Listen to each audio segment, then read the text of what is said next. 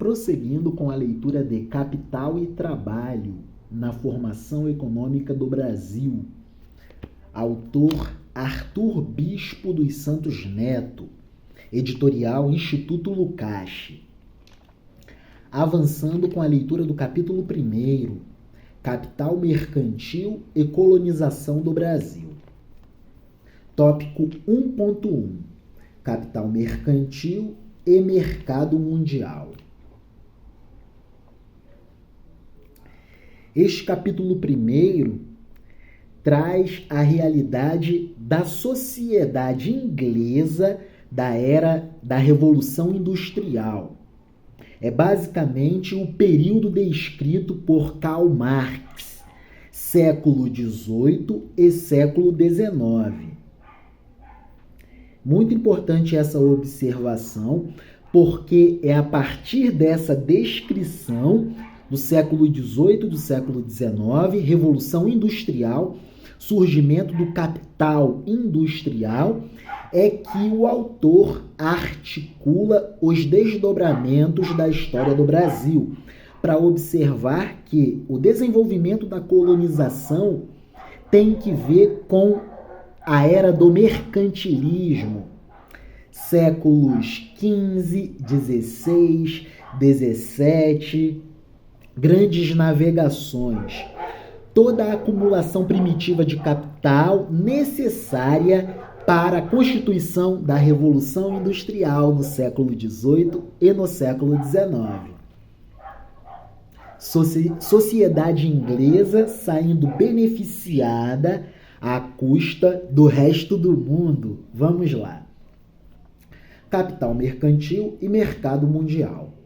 Há uma articulação inexorável entre a produção brasileira e os interesses dos capitalistas europeus.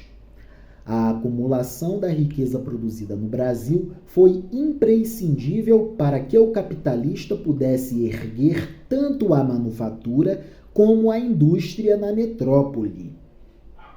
Para que o capital pudesse obter sua forma mais elevada como capital industrial, as relações mercantilistas se revelaram essenciais. Se a primeira manifestação do capital mercantil se revelou como roubo e pilhagem dos povos colonizados, esta forma precisou ser superada mediante a interferência do capital mercantil no processo de organização da produção nas colônias. Quando se estuda a economia brasileira, nota-se a presença de um grupo de teóricos que tentam qualificar a etapa colonial como semelhante ao modelo feudal e escravista, ou seja, busca-se encontrar no país a presença de um modo de produção feudal e escravista. Isso é justificado largamente pela ausência tanto de trabalhadores assalariados quanto de capitalistas. É que inexistiu na forma da produção colonial brasileira a presença das classes fundamentais que integram o modo de produção genuinamente capitalista. Nota de rodapé. Escreve Lessa, 2014, página 15. Portanto, em países como o Brasil, na periferia do sistema do capital, durante a acumulação primitiva, o desenvolvimento das classes sociais não se dirigiu para a gênese e o desenvolvimento de uma burguesia e de um proletariado, mas para a constituição de uma oligarquia ligada à terra e de escravos serviçais, trabalhadores rurais e artesãos, que, mesmo quando assalariados, distantes estavam da constituição de classe dos trabalhadores dos países mais desenvolvidos. No Brasil, na era colonial, não existiu uma classe proletária como existia na Inglaterra, por exemplo. Pensemos no século XVII, século XVIII e século XIX. Aqui no Brasil, não. Surgiram classes elevadas ligadas à oligarquia da terra e o restante, serviçal, servo, escravo, vinculado a algum tipo de servidão.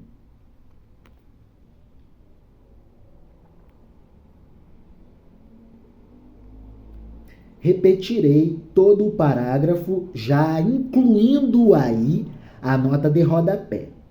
Quando se estuda a economia brasileira, nota-se a presença de um grupo de teóricos que tentam qualificar a etapa colonial como semelhante ao modelo feudal escravista, ou seja, busca-se encontrar no país a presença de um modo de produção feudal escravista. Isso é justificado largamente pela ausência tanto de trabalhadores assalariados quanto de capitalistas. É que inexistiu na forma da produção colonial brasileira a presença das classes fundamentais que integram o modo de produção genuinamente capitalista. E na inexistência dessas classes essenciais, afirma-se categoricamente o Brasil como um modo de produção feudal escravista. Autores como Nelson Werneck Sodré, 1990, e Alberto Passos de Guimarães, 1981. Autores como Nelson Werneck Sodré, 1990, e Alberto Passos de Guimarães, 1981, justificam suas posições apelando para a afirmação da inexistência de um capitalismo consolidado em Portugal.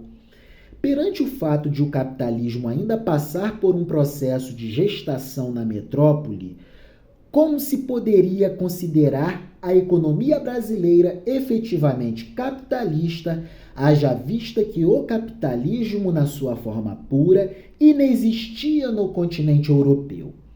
Esses intérpretes da história econômica nacional estabelecem uma cisão entre o desenvolvimento do capitalismo europeu e o desenvolvimento da economia brasileira. Embora destaquem a relação existente entre a economia nacional e o mercado mundial, eles parecem incapazes de superar as camadas epiteliais do sistema do capital e apreender suas efetivas contradições. Partimos, então, do denominador comum, que perpassa e atravessa as distintas análises da economia nacional em sua etapa colonial, em que a produção instaurada nas terras brasileiras atendia aos interesses do mercado mundial. A visão do autor, o professor Arthur Bispo dos Santos Neto, é de articulação entre a empresa colonial brasileira e o mercado global, mais especificamente à época, o desenvolvimento da sociedade industrial inglesa, o surgimento do capitalismo industrial. Partimos então do denominador comum, que perpassa as distintas análises da economia nacional em sua etapa colonial, em que a produção instaurada nas terras brasileiras atendia aos interesses do mercado mundial. A articulação inexorável da produção nacional com o mercado internacional indica que a caracterização da economia nacional como semelhante ao feudalismo é profundamente problemática. No feudalismo, o mercado não se constituía como o elemento regulador da produção. Haja vista que o modo de produção feudal estava voltado à produção do valor de uso e não ao valor de troca. No feudalismo, os produtores produziam para atender suas necessidades e as necessidades de seus senhores como produtos de subsistência e não como mercadorias. No sistema feudal, não poderia se falar em mercadoria, porque os produtos não eram produzidos efetivamente para serem comercializados no mercado. Não tinham valor de troca. Não havia observação do trabalho abstrato contido na mercadoria. Por quê? Porque não havia o sistema do capitalismo. É só no sistema de relações de mercado capitalistas que efetivamente surge a mercadoria, tendo tanto o valor de uso como o valor de troca. Maravilha. No feudalismo, os produtores produziam para atender suas necessidades e as necessidades de seus senhores como produtos de subsistência e não como mercadorias. Mercadorias surgem apenas no sistema capitalista, em que há a produção de bens e serviços, produtos e serviços para serem comercializados no mercado. Produtos, mercadorias cujos preços são regulados por leis de mercado. Leis de mercado capitalista. Evidentemente, não se pode desconsiderar que traços da economia de subsistência se fazem presentes na economia colonial, apresentando aspectos que se aproximam do feudalismo. Nota-se a presença de relações escravistas e feudais no processo de reprodução do capital na etapa colonizadora do país, pelo fato de que, em nenhuma parte do mundo, o capital se manifestava em sua forma genuína. Relações de produção fundadas predominantemente no trabalho assalariado. Em nenhuma parte do mundo, o capital se manifestava em sua forma genuína. Capital industrial e trabalhadores produzindo a partir de empregos assalariados. Repetirei. Nota-se a presença de relações escravistas e feudais no processo de reprodução do capital na etapa colonizadora do Brasil, pelo fato de que em nenhuma parte do mundo o capital se manifestava em sua forma genuína, com relações de produção fundadas predominantemente no trabalho assalariado. Isso só veio ao surgimento pelos idos do século XVIII e século XIX, a partir da Revolução Industrial. Lá pelos idos dos 1500, 1600, 1700, estávamos longe da realidade de generalização do trabalho livre e assalariado no mundo, ou, no caso, no Brasil colonial. Mas isso não autoriza a considerar as relações aqui instituídas como feudais ou escravistas, pois se manifestam na presença de elementos que transcendem as relações de produção que caracterizam a escravidão antiga e o feudalismo. A escravidão é moldada pelo capital comercial, ou seja, é escravidão comercial. Estávamos na época da era do regime de sociabilidade mercantilista, em que estados-nação cumulavam ouro para darem lastros às suas moedas metálicas, padrão ouro. Moedas que circulam têm correspondência em reservas em ouro. Portanto, temos um mercado mundial em que uma mercadoria é negociada por excelência, a mercadoria humana escrava. O comércio internacional na era do mercantilismo tinha como uma de suas principais mercadorias, negociadas inclusive com preços especulados em bolsas de valores, a mercadoria humana escrava. Então, a escravidão da época moderna tem que ver com o regime de sociabilidade mercantilista, capital comercial. tanto mais poder terá um Estado-nação, quanto mais metal ele tiver em reservas para ter poder no comércio internacional e, por exemplo, dominar o comércio de escravos e tráfico negreiro. É o caso da sociedade inglesa, que dominou muito bem este mercado na era do mercantilismo.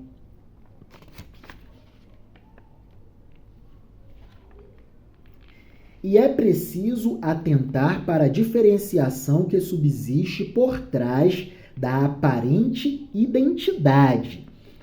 Então, pensemos, o regime de sociabilidade na era do Brasil colônia tinha nada que ver com o feudalismo ou com o escravismo antigo, mas sim com o mercantilismo. E aqui imperavam relações escravistas, mas da era moderna, que tinha que ver com o comércio de escravos no mundo. Interessante. O grande clássico e intelectual John Locke especulava no mercado de ações na época em que a mercadoria humana e escrava tinha seus preços especulados em bolsas de valores. John Locke viveu na era do mercantilismo. Não podemos olhar para John Locke com olhares preconceituosos. John Locke foi um homem do tempo dele. Se vivêssemos na época de John Locke, se tivéssemos dinheiro, moedas, ouro, também especularíamos no mercado de ações com os preços da mercadoria humana e escrava. John Locke era um homem do tempo dele. Deve-se esclarecer que a empresa colonizadora portuguesa instaurou um sistema de produção no Brasil que não visava atender às necessidades fundamentais de seus produtores, mas às necessidades do mercado mundial. Mais especificamente, as necessidades do mercado inglês, que dominava o mercado português.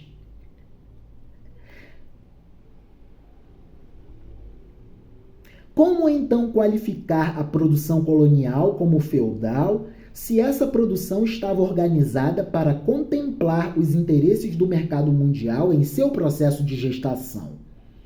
Querer qualificar essa forma de produção como distante da forma capitalista é desconsiderar a natureza processual do capital e do capitalismo, simplificando o processo produtivo e obliterando o caráter contraditório do capital e do modo de produção capitalista. De modo igual, não se deve considerar a economia colonial como claramente capitalista. E isso indica que se está diante de um quadro social complexo, povoado por intensas contradições.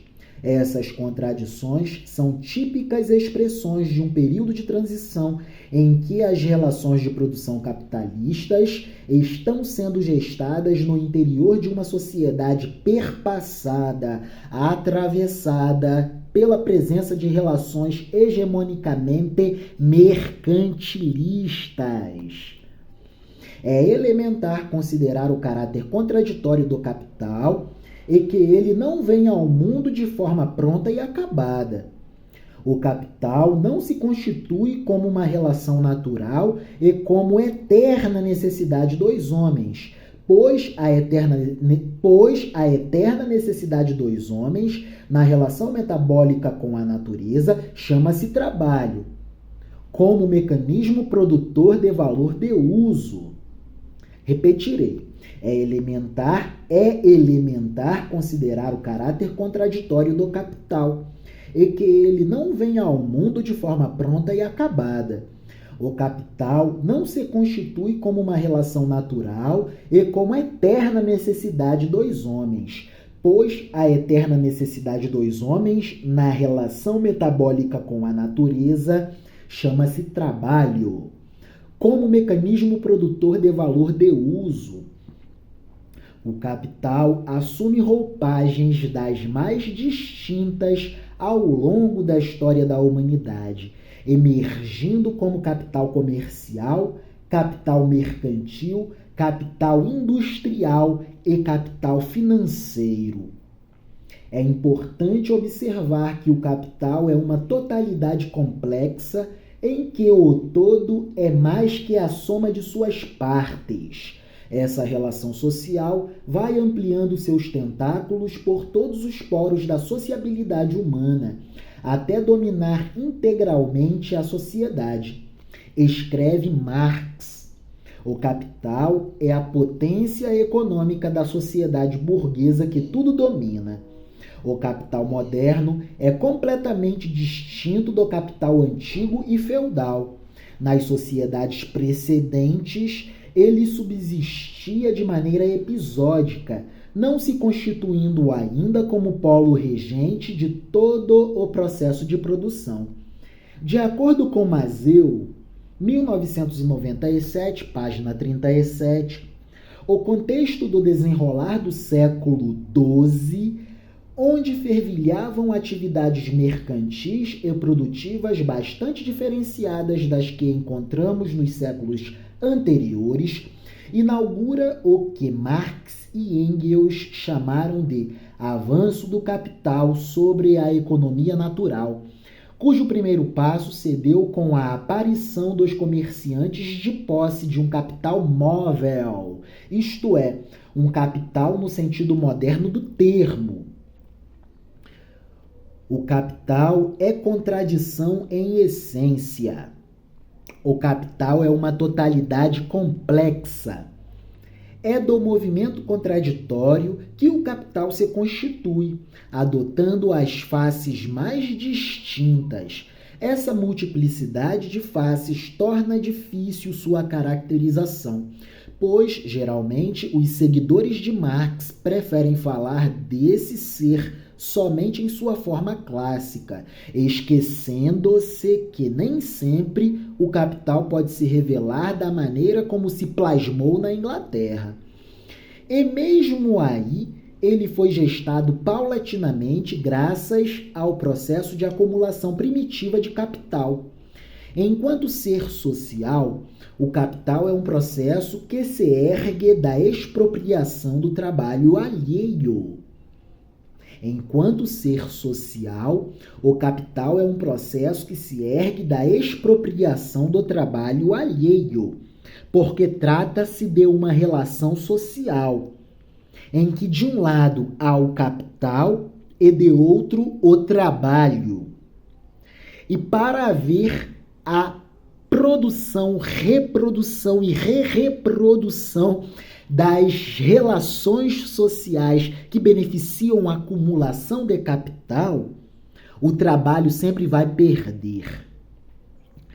Nos processos de acumulação do capital, o trabalho sempre perde em relação ao capital, mas trata-se de uma relação social, capital e trabalho, ou capital versus trabalho.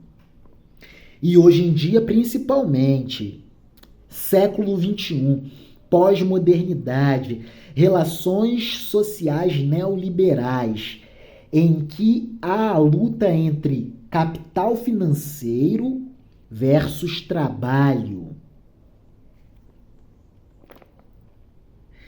Trabalho para a produção de mercadorias imateriais. Que loucura! Contexto dominado pela inteligência artificial. Que sofisticado e complexo. Precisamos compreender sobre isso. O capital é contradição em essência. O capital é uma totalidade complexa. É do movimento contraditório que o capital se constitui, adotando as faces mais distintas. Essa multiplicidade de faces torna difícil sua caracterização, pois, geralmente, os seguidores de Marx preferem falar desse ser somente em sua forma clássica, esquecendo-se de que nem sempre o capital pode se revelar da maneira como se plasmou na Inglaterra. E mesmo aí, ele foi gestado paulatinamente graças ao processo de acumulação primitiva de capital. Para o capital industrial se desenvolver na sociedade inglesa, a escravidão imperou no Brasil. O Brasil serviu como objeto para a acumulação primitiva de capital da sociedade inglesa.